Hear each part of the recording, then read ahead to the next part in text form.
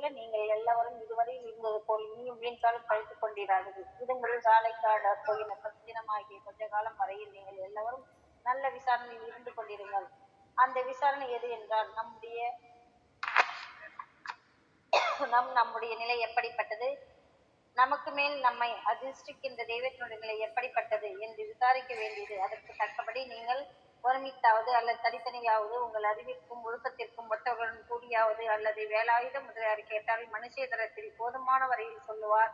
அவரிடம் அப்படி கேட்டாவது நல்ல விசாரணையில் இருங்கள். அது நல்ல அல்லது தனியாகவும் விசாரிக்கலாம். இவ்விசாரணை முகத்தில் இருந்தால் நமது ஆண்மை அறிவை விளக்கமின்றி மூடிக்கொண்டிருக்கின்ற அனந்த திரைகளில் அழுத்தமாகி இருக்கின்ற முதல் திரையாகிய பச்சை திரை முதலில் நீங்கிவிடும். அது நீங்கினால் மற்ற திரைகள் அதிக விரைவில் நீங்கி போய்விடும். அந்த பசுமை வர்ணம் எப்படிப்பட்டது என்றால் கருமைக்கு முதல் வர்ணமான பசுமை இருக்கிறது. இப்படிப்பட்ட அழுத்தமான திரை நீங்க வேண்டும் என தோத்திரத்தில் தெய்வத்தை நினைத்தும் நமது குறையை ஊன்றியும் இவ்வண்ணமாக இருக்கிற போதும் படுக்கின்ற போதும் இடைவிடாது இவ்விசாரத்தோடு ஆண்டவர் நமக்கு உண்மை தெரிவிக்க வேண்டும் என்கிற முயற்சியுடன் இருந்தால் தெரிய வேண்டியதை தெரிந்து கொள்ளலாம். அவ்விசாரம் பரம் அபரம் என்றும் இரு வகையாக இருக்கிறது. இவற்றில் பரலோக விசாரணம், அபரம் ஏகலோக விசாரம். இவ்விரண்டில் ஏகலோக விசாரம் அல்ல. சாதாரணமாக ஒருவன் விசாரம் செய்து கொண்டிருக்கின்றானே என்றால் அவ்விசாரம் விசாரமாகாது. உண்மை விசாரமும் அல்ல.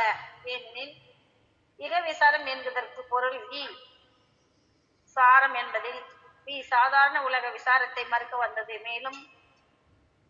மேலும் பரலோக விசாரத்தையே குறிக்கும் பொருட்டு வந்தது. மேலும் ஜலத்தில் இருக்கின்ற பாசியை நீக்குவது போல் நமது ஆன்மாவை தெரிய ஒட்டாமல் மூடிக்கொண்டிருக்கின்ற பச்சை திரையாகிய ராகாதிகளை விசார அதிர்ஷ்டியத்தால் அல்லது மனுஷ உஷ்ணங்களால் நீக்க முடியாது. அந்த உஷ்ணம் யோகியினுடையது.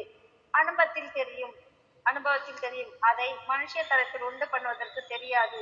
அந்த விசாரத்தை விட ஆண்டவர் தோத்திரம் செய்கின்றதிலும் தெய்வத்தை நினைக்கின்றதிலும் அதிக உஷ்ணம் உண்டாகும். யோகிகள் வனம் மலை முளை முதலிகள் போய் 100, 1000 முதலிய வருஷ காலம் தவம் செய்து இவ்வுஷ்ணத்தை உண்டு பண்ணி கொள்கிறார்கள். இப்படி தவம் செய்து உஷ்ணத்தை உண்டு பண்ணி கொள்கின்றதை பார்க்கிலும் தெய்வத்தை தோத்திரம் செய்கிறதிலும் நினைக்கின்றதிலும் இதைவிட கோடி பங்கு 10 கோடி பங்கு அதிகமான உஷ்ணம் உண்டு பண்ணி கொள்ளலாம். எவ்வாறெனில் ஒரு ஜாமம் நேரம் மனதில் இக விசாரம் அக்னியில் பறை விசாரிப்பும் அத்துடன் ஆன்ம நிகழ்ச்சியுடன் தெய்வத்தை சிந்தித்து கொண்டாவது அல்லது சோஸ்திரம் செய்து கொண்டாவது இருந்தால் நாம் பெற வேண்டியதை பெற்றுக் கொள்ளலாம். ஆதலால் இவ்வுலகில் சாரம் என்கிற